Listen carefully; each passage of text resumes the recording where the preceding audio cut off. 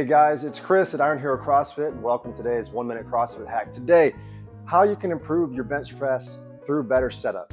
So you're gonna lie back. Firstly is you're gonna roll the bar to the end of the J cup. Second, you wanna set the bar right above your chin level. That means moving your body up or down as such. Third, when you go to drive, think about driving your palms up, right? The base of your palm right here. That guy, driving your palms up.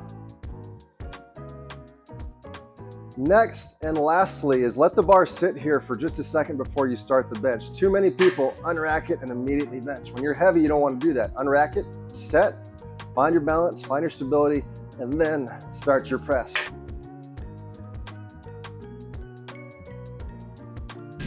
Success. And that is your 1 minute CrossFit hack for today.